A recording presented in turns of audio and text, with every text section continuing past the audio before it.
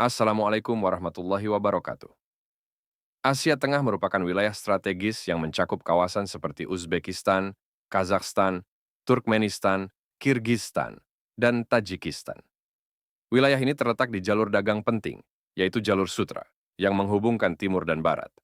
Islam mulai masuk ke wilayah ini pada abad ke-8 Masehi, melalui ekspansi kekhalifahan Umayyah, dan meluas pada masa Abbasiyah. Penyebarannya tidak hanya melalui penaklukan, melainkan juga melalui perdagangan, dakwah, dan hubungan sosial budaya. Beberapa kota besar yang menjadi pusat keilmuan dan budaya Islam di Asia Tengah, antara lain Bukhara, Samarkand, dan Khwarazm. Bukhara dikenal sebagai kota ulama. Di kota inilah lahir Imam Bukhari, salah satu penyusun kitab hadits, paling terpercaya dalam Islam. Samarkand adalah pusat ilmu dan arsitektur yang maju, tempat dibangunnya observatorium, masjid, dan madrasah-madrasah megah. Khwarazm menjadi tempat lahirnya ilmuwan besar Al-Khwarizmi, peletak dasar ilmu aljabar, yang digunakan di seluruh dunia hingga kini. Asia Tengah telah melahirkan banyak tokoh ilmuwan muslim yang mewarnai peradaban dunia, antara lain Al-Farabi, filsuf, dan ahli logika. Al-Biruni, ahli astronomi, geografi, dan matematika. Ia mampu menghitung keliling bumi dengan akurasi tinggi. Ibnu Sina, Avicenna, dokter dan filsuf yang menulis Al-Qanun fi al-Tib, kitab kedokteran yang menjadi rujukan di Eropa selama berabad-abad. Karya-karya mereka tidak hanya mempengaruhi dunia Islam, tetapi juga menjadi pondasi bagi kebangkitan ilmu pengetahuan di Eropa. Di Asia Tengah berdiri berbagai lembaga pendidikan dan pusat penelitian.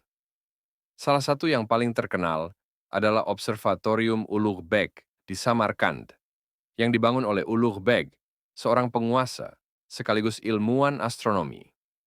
Di tempat ini dilakukan pengamatan bintang dengan tingkat akurasi tinggi. Hal ini menunjukkan bahwa Islam di Asia Tengah mendorong pengembangan ilmu berbasis riset dan observasi.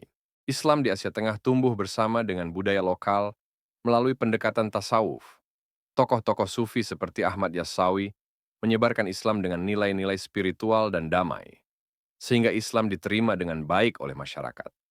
Akulturasi ini membentuk identitas Islam yang toleran, berpadu dengan tradisi, bahasa, dan seni lokal yang memperkaya peradaban Islam di wilayah ini.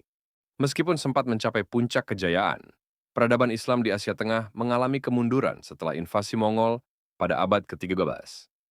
Banyak kota hancur dan pusat ilmu pengetahuan lenyap. Namun, masa dinasti Timurid menjadi masa kebangkitan kembali, terutama dalam seni arsitektur dan pendidikan. Sayangnya, penjajahan oleh Rusia dan Uni Soviet pada abad ke-19-20 mematikan banyak kegiatan keagamaan dan keilmuan, meskipun nilai-nilai Islam tetap hidup di bawah permukaan. Ya, peradaban Islam di Asia Tengah adalah bagian yang sangat penting dalam sejarah umat Islam. Dari wilayah ini lahir banyak tokoh, karya ilmiah, dan pemikiran yang membentuk wajah peradaban dunia.